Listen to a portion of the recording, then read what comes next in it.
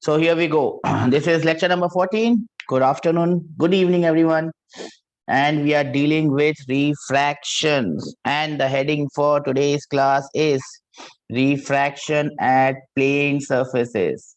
If you remember, in the last class, we had dealt with the laws of refraction, the incident ray, the refracted ray, and the normal line, the same plane. We had seen Snell's law, sin I by sin R is mu2 by mu1, which is v1 by v2, which is lambda 1 by lambda 2. Mu2 by mu1 is also refractive index of medium 2 with respect to medium 1. All of us remember this, yes or no? All these equations that we written, Yes, sir. starting from the first to the second to the third to the fourth or fifth one, all these are nothing but different forms of Snell's law, right? Yes or no? Yes, sir. So now in today's class, what we are going to do is we are going to go ahead. We are going to go ahead with refraction on plane surfaces. Now, what we are going to deal, what we have already seen, it was refraction at plane surfaces only, because it is easier to understand refraction from plane surfaces, similar to what we did with reflection. We first did reflection by plane mirrors, then we moved on to curved mirrors, and that is how we shall proceed in this particular section as well. We will be doing refraction at plane surfaces first, and then we will do refraction at curved surfaces. Do we understand this? Okay. Yes, sir. Now, before going ahead further, what I would do is we will see some special cases here of refraction, and these are very simple things that you can easily understand what has happened here. Something is not correct. I'll have to stop this. I'll have to restart it again. Just a minute. Sometimes this thing gives me trouble. Okay, it's giving me a lot of trouble these days. I'll have to do something about it. Anyways, we have to deal with some special cases so that we cover each and everything that comes. And this is the first case that we are going to deal with. Case number 1. What happens if the angle of incidence is 0? If the angle of incidence is 0, what it means is that incident ray is falling perpendicular to the boundary of the two mediums. So it is not at an angle, it is perpendicular. The angle of incidence is 0. What would be the angle of refraction?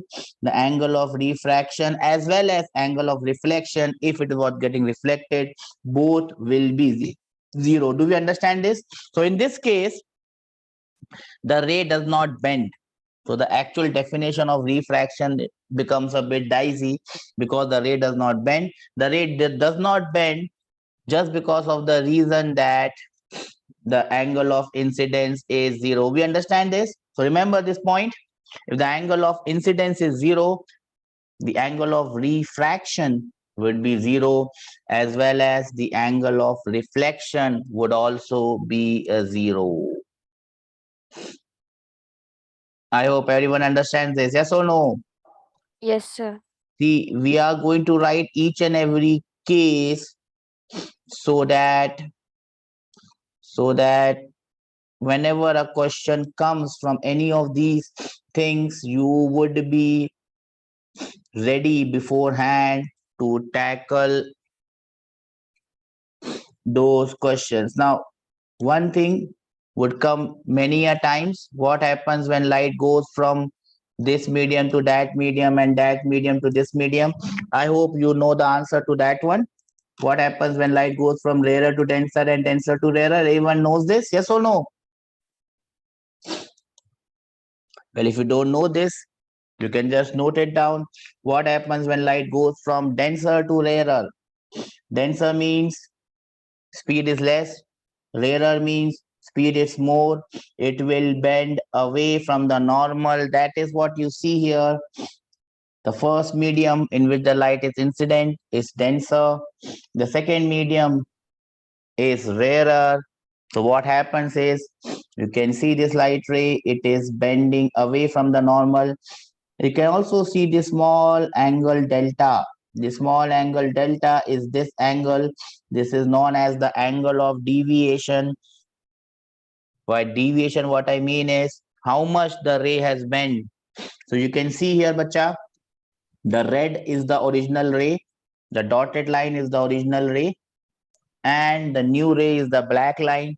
The ray has bended and it has bent away from the normal. The angle of deviation in this case is given by r minus I, because r is greater than I. Do we understand this? How do I remember the denser to rarer? I remember it like this: DRA. I remember these three words: DRA. That simply means from denser to rarer medium, if light travels, it will bend away from the normal. And how much will it bend? That is known as the angle of deviation. Wherever we heard here the term deviation, it is always about how much it has turned. And in this case, the angle which it has turned is r minus I. Do we understand this? Yes or no? Yes, sir. Okay. Denser to rarer away. Now, if you understand denser to rarer, you would be able to understand the next point. What would be the next point? What would be the next point? When light moves from rarer medium to denser medium, it bends towards normal. When light moves from denser medium, from rarer medium to denser medium, that is my point number 3. It will bend towards the normal, and this is the diagram that I'm going to show. When it moves from rarer medium to denser, faster medium to slower, rarer is faster, denser is slower, it bends towards the normal. Now, can you tell me, this would be the angle of deviation delta here. What will be the value of delta in this case? Tell me fatafat.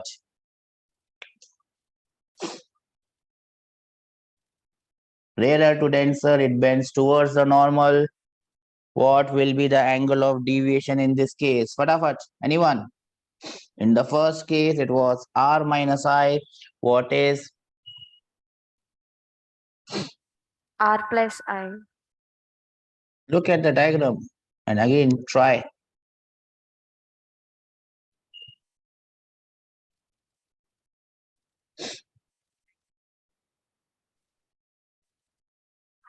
The answer is right in front of your eyes.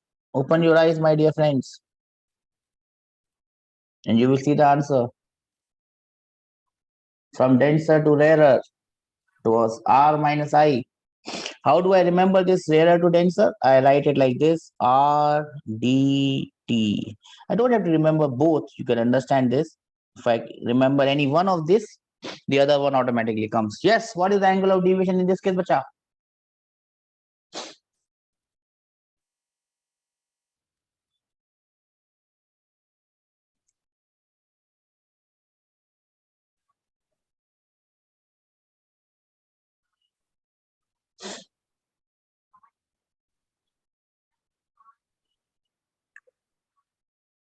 Yes, tell me the answer.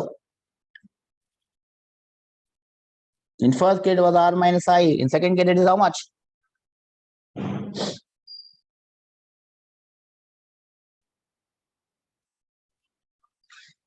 No one? It is simply I minus r. In this case, incidence angle is more and the refracted angle is less. Do we understand this? Yes or no? No, yes. Yes, sir. So in both the cases, either it is I minus R or it is R minus I, depending on which angle is more. When it goes from denser to rarer, refracted angle is more. When it goes from rarer to denser, the incident angle is more. Do you understand this? Yes or no? Yes, sir. Now I'll give you a small question. I hope you can solve me. You can solve and give me the answer to this one. Everyone has noted down. Everyone has noted down this. Sir, 1 minute. Okay, I'll give you 1 minute. I have lots of minutes right now, which may not be available afterwards. Right now, they are available.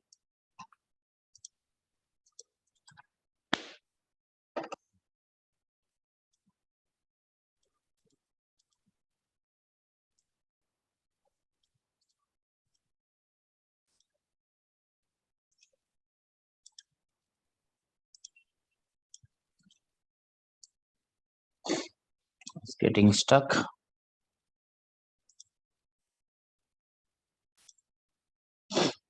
Done, sir. Okay, done, sir. I'll have to again open it. I don't know why this is happening. This is really getting disgusting. Why it is happening again and again? I'm not able to understand why is this happening. Okay. Anyway, there are things that are not in our control.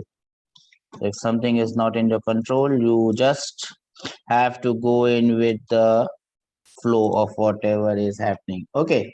So here comes the question. Everyone ready for this? Where is this? Yes, Here sir. comes on your screen. Find the angle theta. This angle theta you have to find out.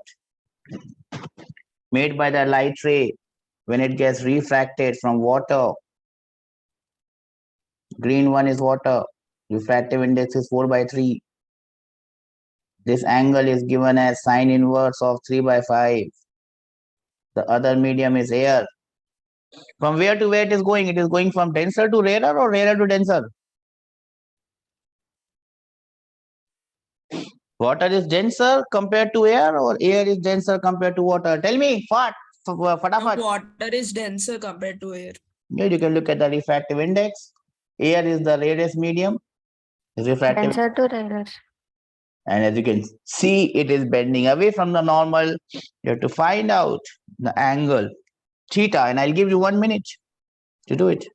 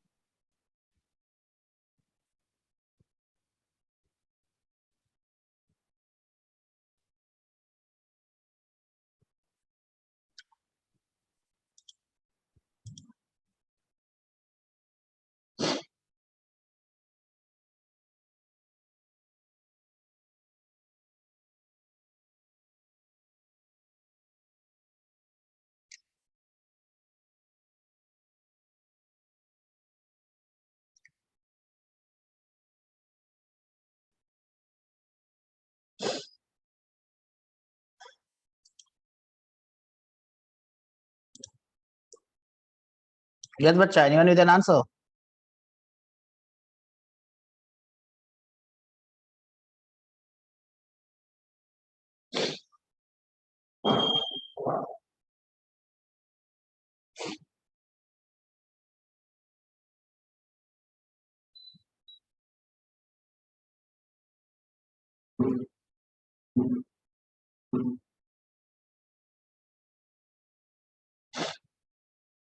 No one?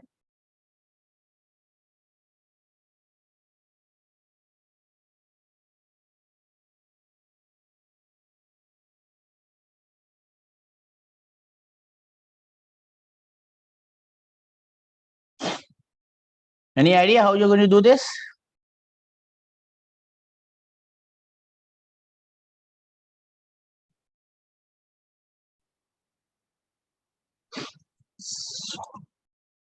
By using Snell's law. Do you remember Snell's law? Anyone? No one remembers it?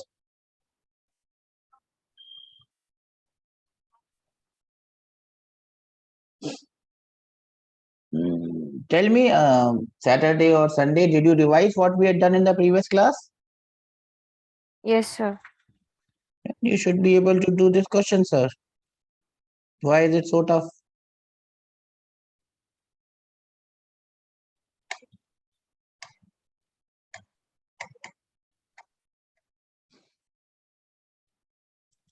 Shall I do it for you?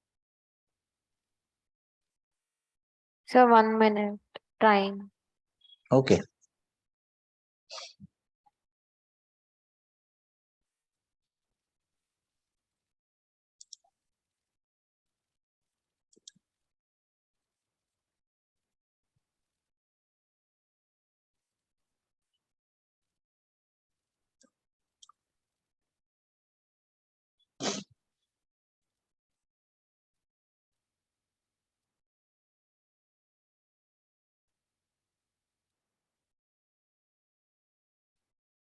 Sir, is it sine 4/5?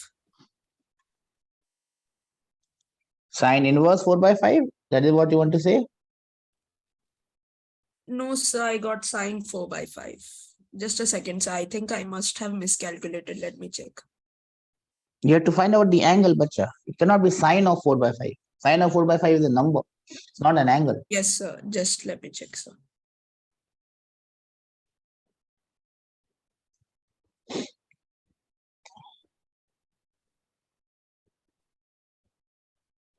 Yes, sir. Inverse sine 4/5. Okay, well done. How are you supposed to do this?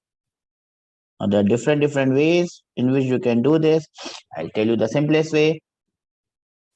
I'd already told you the equation that we should use. And the simplest form of this equation is mu I into sine of I is equal to mu R into sine of R. Yes or no? Or mu1 into sine of 1 is mu2 into sine of 1. So if I call this first one as water, so mu water into sine of angle in water or theta in water will be equal to mu of air multiplied by sine of angle in air. Let me call this A. Instead of calling it theta, I can call it A. Now just put the values. Mu water is 4 by 3 multiplied by sine of angle in water. It is sine inverse 3 by 5. So sine of sine inverse 3 by 5 is 3 by 5. Yes or no? It's a simple mathematical calculation. Do you know this? Yes or no? Yes, sir. That will be equal to mu A. Refractive index of air is 1 multiplied by sine of this angle A. It is very simple. I will get sine of angle A is 4 by 5, which implies this angle A will be sine inverse. This is how we write it of 4 by 5. Now, how many of you were trying to do it in this way? Please raise your hands and tell me. I did it in this way, sir. What about the others in the class? Got it, sir. Everyone got it? Please raise your hands and tell me.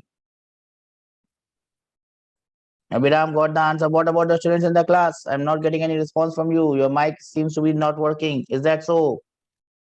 Well done. Well, one more question for everyone to feel confident about this topic. And here comes this question, and I hope all of you are going to give me the answer for this one. Hope everyone is ready. And this is the question on your screens now. Question number 2. Same question put in a different way. Find the speed of light in a medium A. If the speed of light in medium B is c by 3, c is the speed of light in vacuum, and light refracts from medium A to medium B, making an angle of 45 degrees and 60 degrees with the normal. Question is simple. The language may look a bit different, but that is how questions are framed. I hope everyone understands this in the class. And I hope to get an answer from you. I think this is from your module only, right? This question is from your module. I think question number 23, if I'm not mistaken. So here it comes. Will you be able to solve this? This is a yes. This is a no. Okay, your time starts now.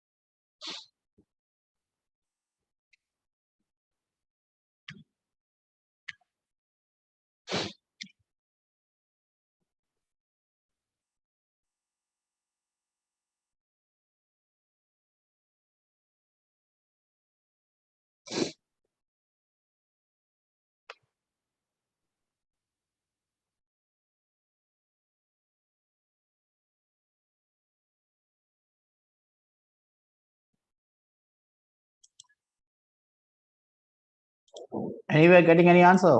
Anyone?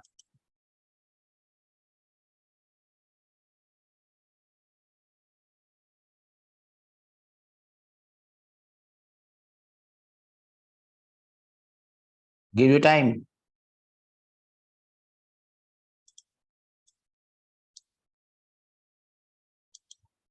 Let me know when you are done.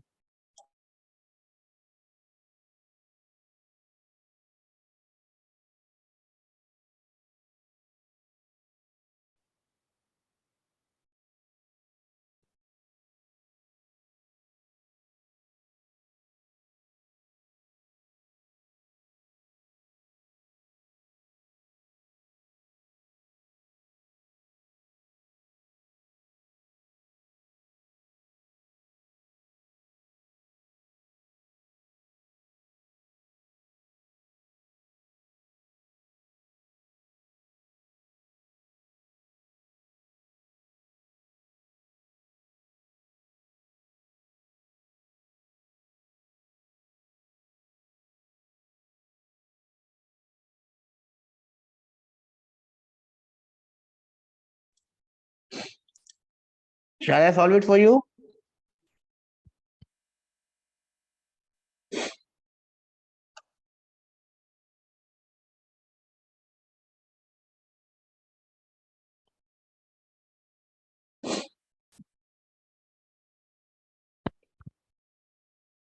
Yes. Yes, sir. Not able to do this? Yes, sir. No one? VA is equals to under root 2C by 3 under root 3. Very good. So we have an answer. Well done. What about the other? What about the other class? Well done. So I knew how are we going to do this? It is very simple. Super, super. Snell's law, sir. Snell's law, sir. Well done, sir. Tell me the Snell's law, sir. I'm very happy, sir.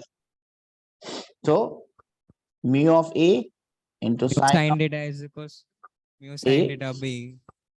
will be equal to mu of B into sine of B. Yes or no? Yes, sir. Now to find out the mu of A, what do? You divide C by velocity of light in A into sine of A. How much is sine of A, my dear friends? Sine of A is 45. 45. Yes, so sine of 45. That must be equal to, my dear friend, how much? Mu of B, how much is mu of B? C upon velocity in B into sine of B. How much is sine of B? How much is B? Angle B is 60 degrees. Sin 60. Well done. Sine of 60. C will get cancelled. We will just put the values. Sine of 45 is 1 by root 2 multiplied by VA will be equal to VB. Sine 60 is how much? Root 3 by 2 multiplied by VB, and VB is given as C by 3. So I just put it C divided by 3. So 3 goes in the numerator. So from here I can calculate the value of VA. VA will go here and everything else will come in the denominator. So I have VA will be equal to 2C divided by root 2 into 3 root 3. I can now cancel 1 root 2. So my answer will be root 2C by 3 root 3. That is the answer, my dear friend, that we were looking for. How many of you got this answer? Please raise your hands in jubilation. Only two students, that two boys, that two sitting in the front bench. I can see one more hand. I don't see. There is a boy and a girl. Oh, girls. Okay, girls are there. See, we are alive. We are alive and kicking. Well done. So you can see. Oh, the last bench also. Well done. As you can see, beta, the questions are pretty damn simple.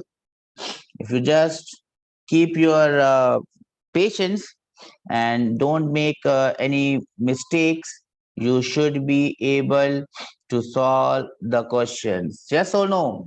Shall we move on to the next thing? This was Snell's law. Let us now move on to different applications of this Snell's law or refraction as plane surfaces.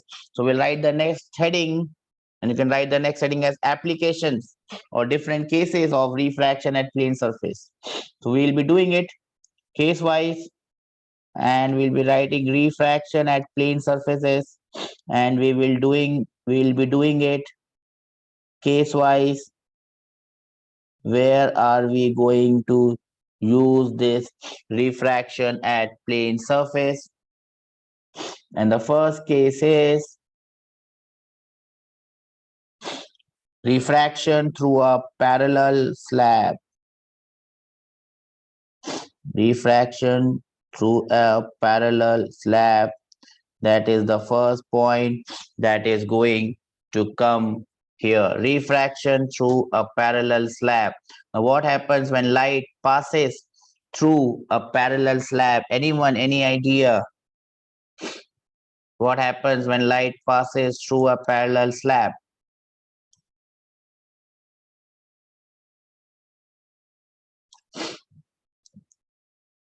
We know this, yes or no, bacha?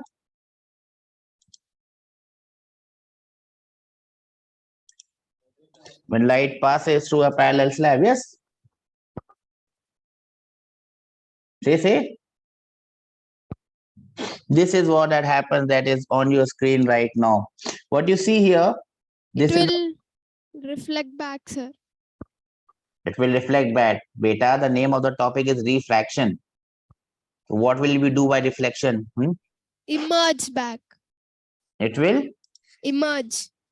emerge back. Okay, well done. So now, as you can see here, that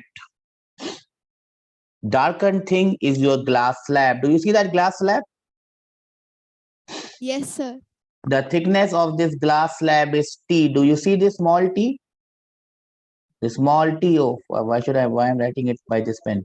The small t is the thickness of this glass slab. So that is the first thing that you must note. Okay. You can see here mu. This mu is the refractive index of this glass slab. Do we see this? Yes, sir. Yes, sir. On this side of the glass slab, remember we have air. On this side of the glass slab, remember we have air too. So air, glass slab, air. Clear? Yes, sir. Yes, sir. Mu is the refractive index. Now, what I am going to write is the first ray. This ray is known as the incident ray. This ray is known as the incident ray, the first ray. The second ray is known as the refracted ray. And the third ray is known as the emergent ray. Do we understand this? You can see three rays. One ray is striking the glass slab. The second ray is inside the glass slab. And the third ray is emerging out. Do we see this? Yes, sir. Okay. Now, what are the important things that you must remember here? I'm going to highlight them and I hope you are drawing the diagram. I is the angle of incidence. Do you see this? Yes, sir. R is the angle of refraction. Yes or no? Yes, sir. And this is going from rarer to denser medium. Therefore, it is bending towards the normal. You see this I minus R. This I minus R is your delta. Delta is your angle of deviation. Do you understand this? Yes, sir. Okay. Now, here you see this incident ray. What are the important points that you must remember? This incident ray and emergent ray. So point number one, the important point number one is incident ray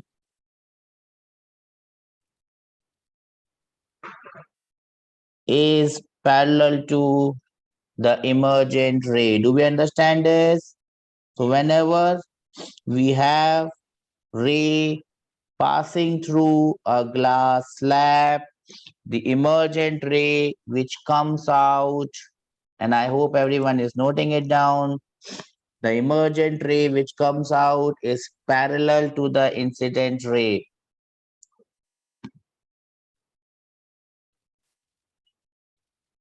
Now, this will only happen when medium is same on both sides. So remember this point. Now, I had specifically drawn, if you can see, yellow air and yellow air on both sides. On one side it was air, then it was glass slab, and then again we had air. So if that is the case, the emergent ray that comes out will be parallel to the incident ray. If we have air, glass, and let us say water on the third side, on the emergent side, then the emergent ray will not be parallel to the incident ray. Have you noted this down, bacha? Yes, sir. Okay, sir. That is the first point. You have to draw this diagram and write what I have noted down. Then in the diagram, you can also see this D. You can see this D?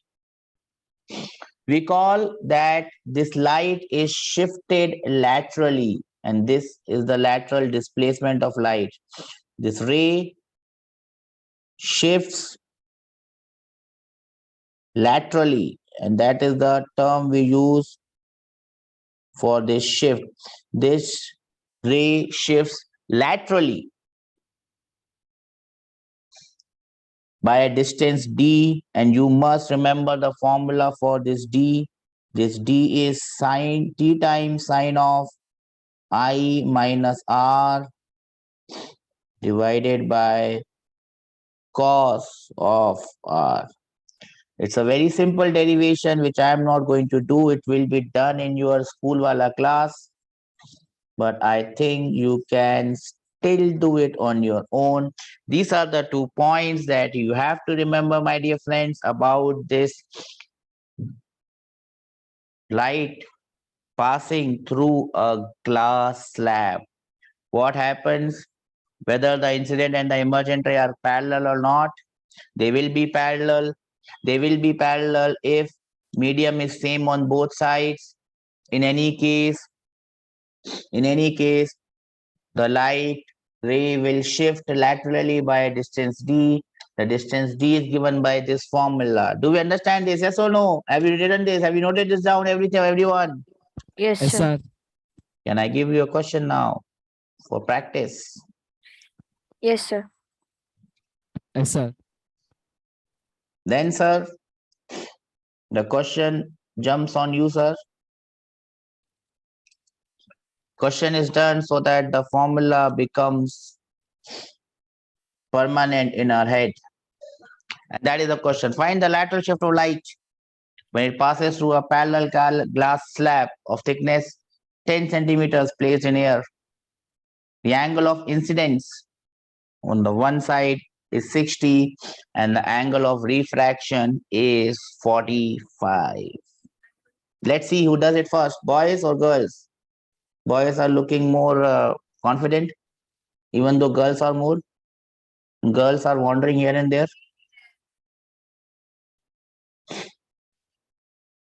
I hope everyone tries this question. You have 2 minutes to do it.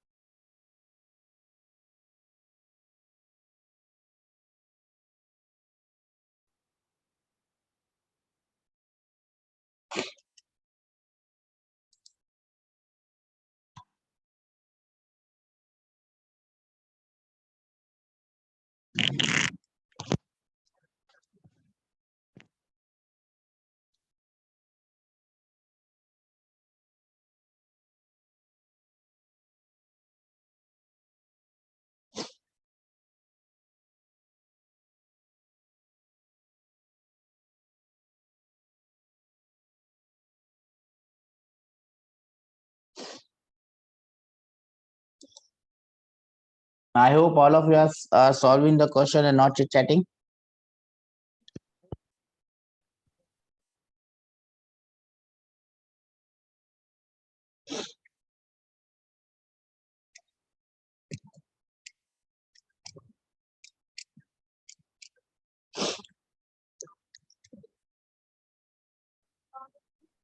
Got the answer?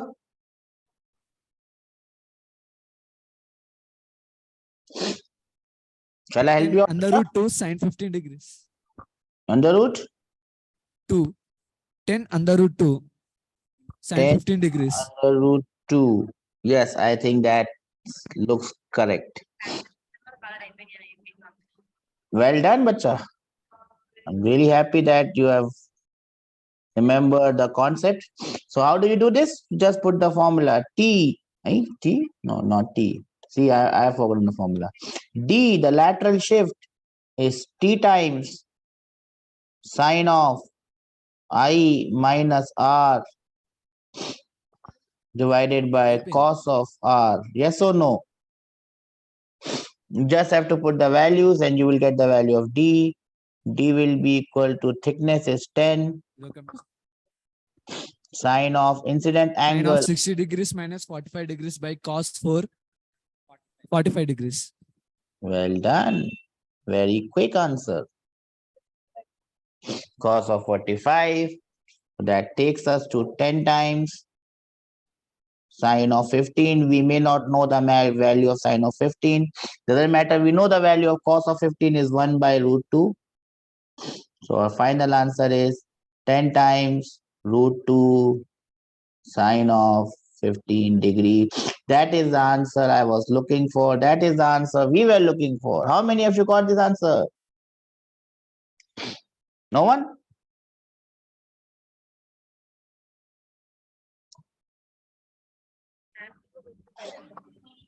Sir, Yes, sir. what is sine 45? Sine 45 is 1 by root 2. Sine 15? Sine 15, I don't remember. But I can find out the value of sine 15. That is not a problem. Cos 45, sir? Oh, 1 by oh. root 2. okay. Sine 15 is not a standard angle that you have to remember. It's more of for math people. You can just write the answer as sine 15. If they want an answer, they will give you the value of sine 15. Okay. Whenever a question like this comes, they will give you the value. Else they will Sir, give. sir, give us a table for it, sir. We'll remember it. Like Okay. when these type of questions come, na, sir, it will be little difficult for us to solve. Okay, I'll give you a table for this. Don't worry. Of all Okay. common angles, I'll give you a table. Anything else? No, sir. I'll put it in your Telegram group. Everyone is there? Sir? Telegram group, everyone is there? Yes, sir. I'll put it there. Okay. Shall we move ahead now? Everyone understands this? Yes, sir. Well done, sir. That takes me to the next application. And the next application is application number 2. We call it normal shift. Normal shift in a glass slab. Normal shift for a glass slab. Now, what do you mean by this? Normal shift. Normal shift for a glass slab. I'll show you a diagram here. That might clarify a lot of things. So when I talk about normal shift, this is what we are talking about. Okay, problem happens here when I change it, then the problem happens. I got it. Okay. So here now it's okay. Now what do you mean by normal shift? As you can see here, let us understand what all things I have here. This everyone understands what is this? This is a glass slab. What is the thickness of this glass slab? The thickness of this glass slab is T. Now what is happening is your eyes are here and you are watching an object and the object is O. You are watching an object at O from the other side of the glass slab. Do we understand this? We are watching this object O from the other side of the glass slab. Now, the object is actually at the point O, but we will not see at the point O. It will appear shifted. And we will always see it at the point I. It will always shift in the direction of incident light. How much it has shifted this distance, how much it has shifted is known as the normal shift. Do we understand the meaning of normal shift? Do we understand the meaning of normal shift? Whenever Yes, sir. an object is placed in front of a parallel glass slab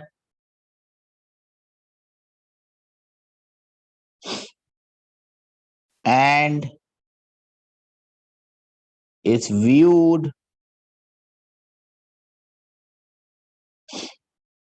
from the other side,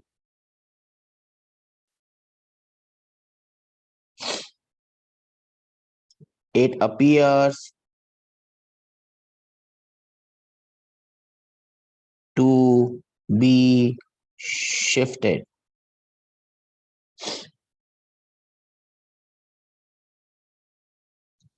This shift is known as normal shift. So far, so good. Do we understand this? Yes, sir. Important points about this shift is it always shifts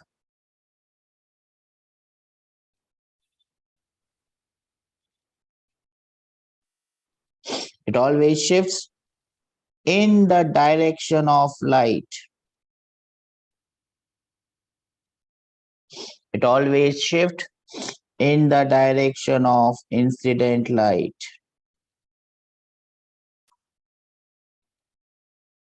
It always shifts in the direction of incident light. Number 2, the value of this x is t multiplied by 1 minus 1 by mu. What is this mu? This mu is the refractive index of the medium, of the glass. This mu is the refractive index of the glass. Now, this formula is valid when it is surrounded by air on both sides.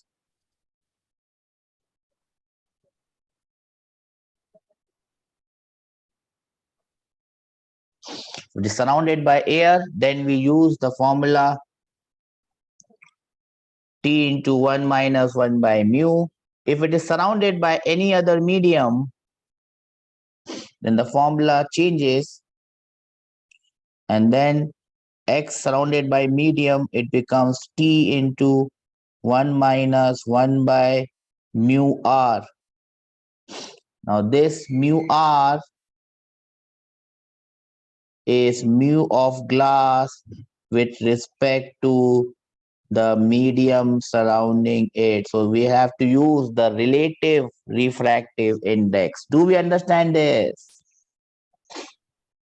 So if instead of air, you have water surrounding this glass slab, you will have to use the refractive index of glass with respect to water and not with respect to air. Do we understand this?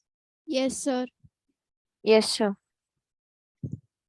Everyone, please raise your hands and let me know that this is clear.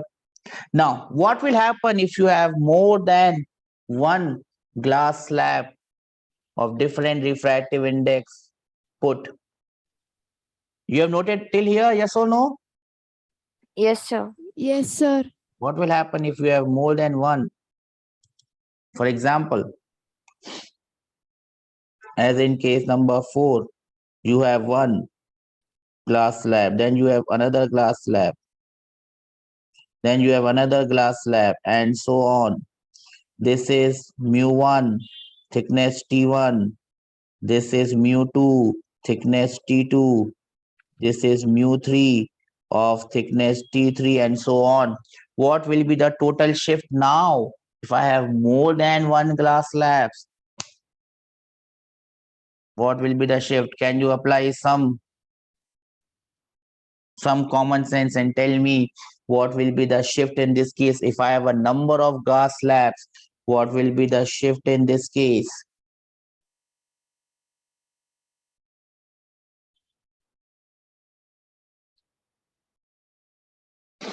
If I have a number of glass slabs, what will be the shift in this case?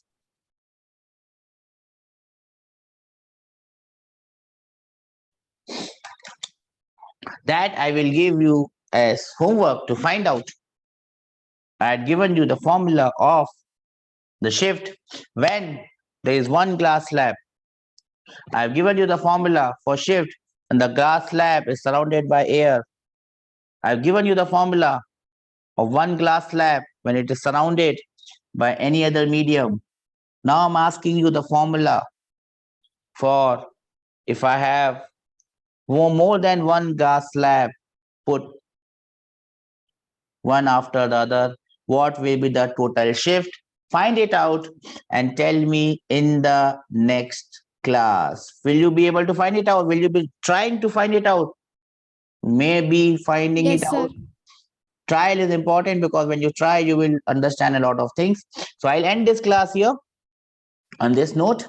In today's class, we have taken a lot of steps and we have seen some applications of refraction by a plane surface.